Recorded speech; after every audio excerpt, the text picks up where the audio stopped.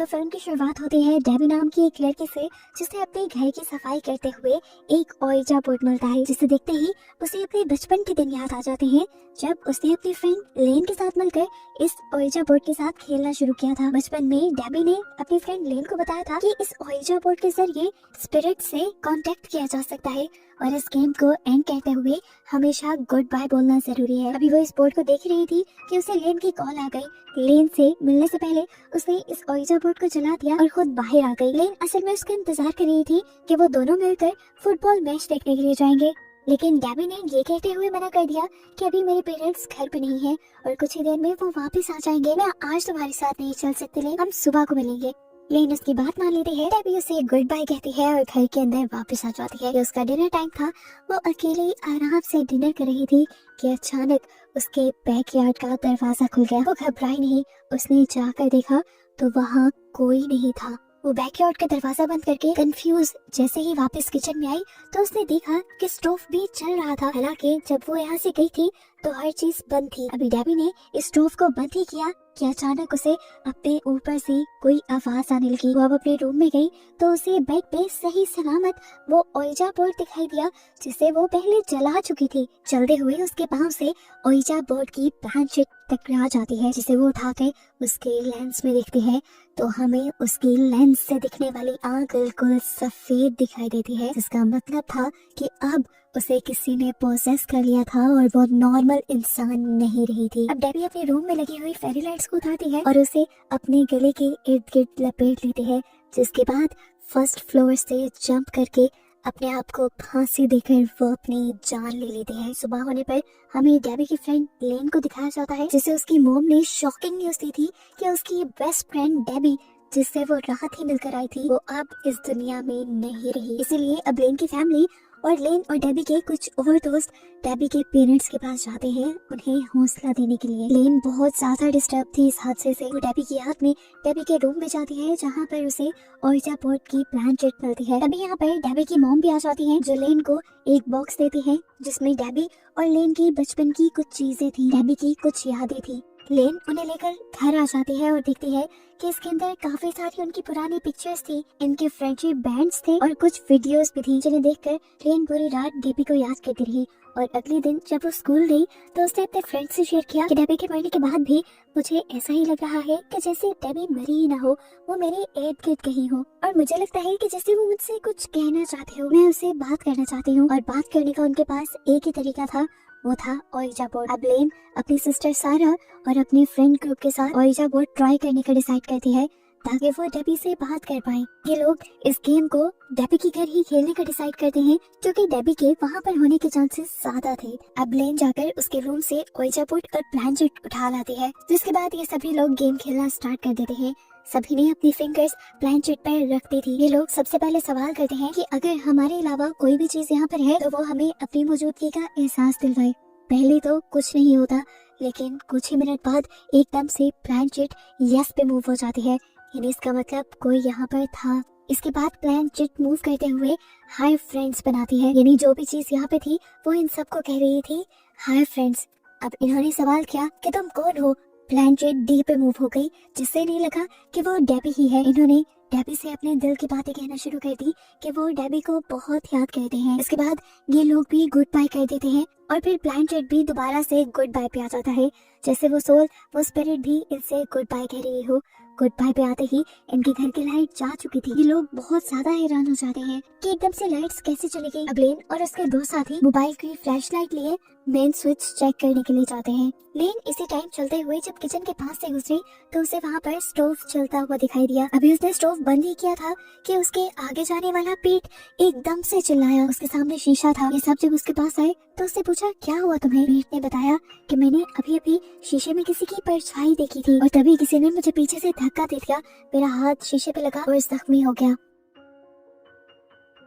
ये सब जो हुआ ये बहुत ज्यादा डरा देने वाला था, इसलिए ये सब फौरन इस घर से बाहर निकल आए और अपने अपने घर चले गए। लेकिन आज के बाद से हर एक के साथ अजीबोगरीब काम होना शुरू हो जाते हैं। जैसे इनका एक दोस्त ट्रेवर जब कहीं जा रहा था तो एकदम से उसके सामने ट्रॉली आ गई जिससे उसका एक्सीडेंट होते होते बचा। और फिर अचानक से उसके सामने दीवार पर हाय फ्रेंड्स लिखा हुआ आ गया। दूसरी तरफ इनकी दूसरी दोस्त इजाबेल जब अपने घर जाने लगी तो उसे अपनी कार पे हाय फ्रेंड्स लिखा दिखाई दिया। यहाँ तक कि पीट को भी अपने डेस्क पर हाय फ्रेंड लिखा हुआ दिखाई दिया।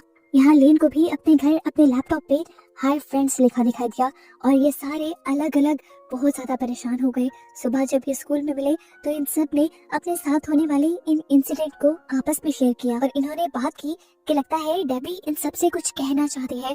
इसीलिए इन्होंने फैसला किया कि जल्द ही ये ओइजा बोर्ड वाली गेम दोबारा खेलेंगे ताकि ये डेबी से बात कर पाए और जान पाए कि आखिर वो कहना क्या चाह रही है। अब ये डिसाइड करने के बाद रात को दोबारा सारे डेबी के घर आ जाते हैं। उसी डाइनिंग टेबल पर ये लोग दोबारा ओइजा बोर्ड सेट करते हैं और अपनी फिंगर्स रखकर बैठ जाते हैं। सबसे पहला इन्होंने सवाल किया कि डेबी अगर तुम हमारे पास हो तो हमें कोई इशारा दो। और ये कहते ही उनके सामने वाले चेयर सिरक जाते हैं। ये लोग घबराए नहीं और इन्होंने दूसरा सवाल किया कि क्या तुम डेबी ही हो। और प्लानचेट एकदम से नो की तरफ मूव हो गई, यानी वो डेबी नहीं थी। अब प्लानचेट डी और जेड की तरफ मूव होता है, यानी ये जो भी स्पिरिट थी उसका नाम डी और जेड से बन रहा था। इसके बाद तेजी से प्लानचेट एक के बाद एक लफ्ज की तरफ मूव होने लग जाती है और ये लोग देखते हैं कि प्लानचेट के सर के स्पिरिट ने लिखा था रन मदर इज कमिंग, यानी भागो मॉम आ रही है। उसके ये कहते ही उनका ओइजा बोर्ड हवा में उड़ जाता है। ये चारों चिल्लाते हैं और यहाँ से भाग जाते हैं। अब लेन घर पे आ जाती है। लेन डेबी के लिए बहुत ज्यादा उदास थी। वो दोबारा डेबी की वीडियोस देखने लगी और इन्हीं वीडियोस में से डेबी ने एक वीडियो में इस ओइजा बोर्ड के बारे में बताया था। ये ओइजा बोर्ड असल में डेबी का नहीं था, उसे तो ये इसी घर से मिला था जो पुराने घर के ऑनर्स का था। उसे मिला था ये एटिक की सफाई करते हुए। ये जानकर लेन ने फैसला किया कि वो अगले दिन डेबी के एटिक में जरूर जाएगी। असल में वो जानना चाहती थी कि जो सोल्स उनसे बातें कर रही हैं वो कौन है और क्या उनका ताल्लुक डेबी के घर में रहने वाले पुराने लोगों से तो नहीं। अगले दिन वो एटिक में चली जाती है और वहाँ पुरानी रहने वाली फैमिली की उसे काफी सारी चीजें मिलती है और पिक्चर्स भी। और यहीं से उसे ये भी पता चल जाता है कि पहले इस घर में जेंडर फैमिली रहा करती थी, जिनके बारे में जब वो सर्च करती है तो उसे शॉकिंग न्यूज पता चलती है। इस फैमिली में 3 औरतें थी, एक मदर और 2 बेटियां, जिसमें से एक का नाम डोरिस और दूसरी का नाम पोलिना था। यहाँ पर जो कुछ भी हुआ था वो बिल्कुल नॉर्मल नहीं था। छोटी बहन डोरिस एक अजीब तरीके से इस घर से गायब हो गई थी और पूरी दुनिया से आज तक उसका कोई सुराग नहीं मिला।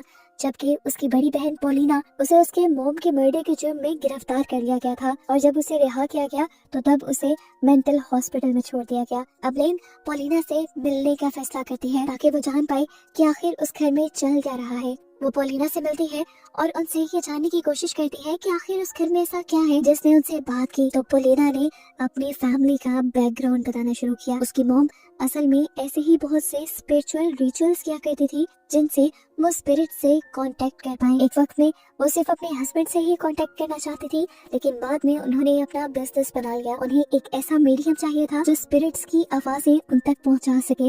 इसीलिए उसकी मॉम ने डोरिस को यानी अपनी छोटी बेटी को उन स्पिरिट्स के साथ कनेक्ट कर दिया और फिर स्पिरिट्स उसकी आवाज लेकर बोलने लगी। स्पिरिट्स की आवाजें पहले तो उसकी मॉम की बहुत मदद करती रही, लेकिन फिर एक दिन ये आवाजें कंट्रोल से बाहर हो गई। उसकी मॉम जब इन आवाजों पे कंट्रोल नहीं ला पाई तो उन्होंने डोरिस के होंठ ही सी दिए ताकि डोरिस कुछ बोल ना सके और उनका स्पिरिट से कनेक्शन बने ही ना। लेकिन उनके ऐसा करते ही वहाँ बहुत कुछ गलत हो गया। डोरिस अजीब तरीके से गायब हो गई और आज तक उसका कुछ पता नहीं चला। अब पोलिना लेन को बताती है कि क्योंकि तुमने वो ओइजा बोर्ड यूज किया है इसीलिए तुम्हारा और डोरिस का एक कनेक्शन बन गया है। हो सकता है कि तुम्हें डोरिस की लाश मिल जाए जो बाकी सबको नहीं मिली।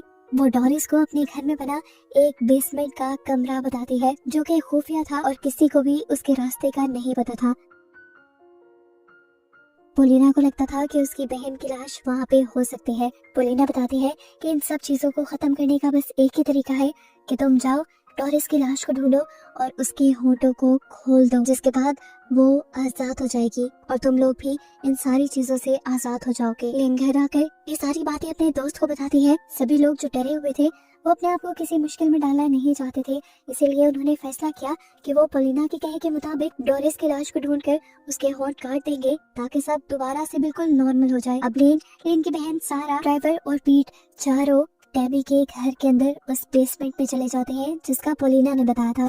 इस बेसमेंट में जाते ही इन सब के साथ बहुत अजीब होता है। बेसमेंट के अंदर जाते ही लेन के अलावा सबके ऊपर किसी ने हमला कर दिया और वो सब बेहोश हो गए। ये असल में डोरिस की मॉम थी, जिनकी भी मौत यहीं पर हुई थी। लेन अब इस लेडी से बचते हुए आखिर उस जगह तक पहुंच जाती है जहां पर डोरिस की लाश थी। उसके होंठ अभी भी सिले हुए थे। लेन ने जल्दी से उसके होंठों को काट दिया और यहाँ से उसकी मदर की सोल आजाद हो गई।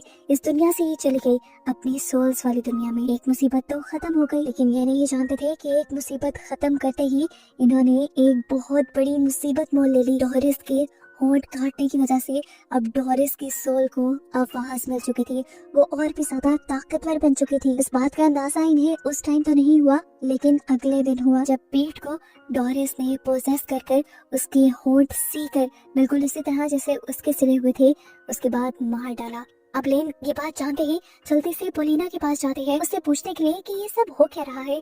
जैसा उसने कहा था उसके मुताबिक उन्होंने सब कर दिया था, लेकिन उसके बावजूद भी उनका एक दोस्त कैसे मर गया और बिल्कुल उसी तरीके से उसके मुंह क्यों सिले हुए हैं जैसे डोरिस के सिले हुए थे। तब पोलिना उसकी बात सुनकर पागलों की तरह हंसने लगी। उसने कहा, बस मैंने तो तुम्हारे साथ एक खेल खेला था अपनी बहन को छुड़वाने के लिए। तुमने उसका मुंह खोल दिया जिससे वो आजाद हो गई और अब वो आ रही है तुम सबको मारने के लिए। अब लेन बहुत ज्यादा परेशान हो चुकी थी। वो तो बुरी तरह फंस गई थी पोलिना की बातों में। टेंशन में वो आकर अपनी बहन सारा से डिस्कस करती है और ये लोग अपनी ग्रैंड माँ से इन चीजों का हल मांगने के लिए चले जाते हैं। सबसे पहले वो अपनी सारी स्टोरी ग्रैंड माँ को बताते हैं कि किस तरह ये सब स्टार्ट हुआ था, लेकिन अब ये लोग बुरी तरह फंस चुके थे। इन सब की जान खतरे में थी और ये इन सारी चीजों से निकलना चाहते थे। ग्रैंड माँ बताती है क्योंकि उस ओइजा बोर्ड और डोरिस का ताल्लुक है, तो ओइजा बोर्ड और डोरिस की बॉडी एक साथ जला देने से ये सारे कनेक्शन खत्म हो जाएंगे और तुम लोग आजाद हो जाओगे। अब सब कुछ नॉर्मल करने के लिए दोबारा सारा, लेन और ट्रेवर एक मिशन पे निकल जाते हैं।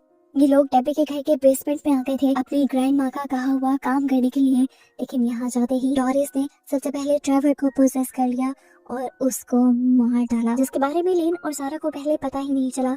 वो तो ओइजा बोर्ड को लेकर पहले नीचे गए।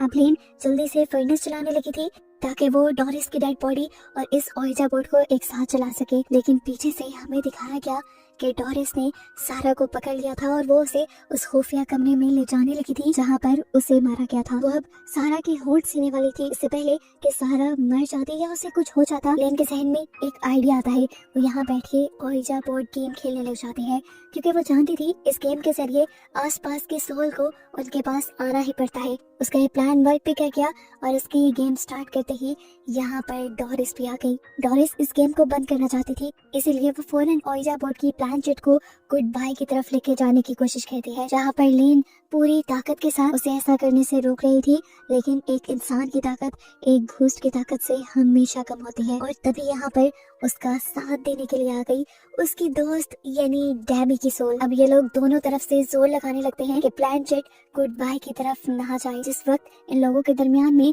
इस प्लानचेट को लेकर लड़ाई चल रही थी, पीछे से सारा ने मौका दिखा और उठकर जल्दी से डोरिस की लाश को उठाकर फर्नेस में फेंक दिया और उसी टाइम लेन ने भी ओइजा बोर्ड को उठाकर फर्नेस में फेंक दिया, गेम खत्म किए बगैर ही। उन दोनों के ऐसा करते ही यानी एक साथ ओइजा बोर्ड और डोरिस की लाश के चलते ही डोरिस की आत्मा यानी डोरिस की स्पिरिट इस दुनिया से चली जाती है और ये लोग अब अपने मिशन में कामयाब हो जाते हैं।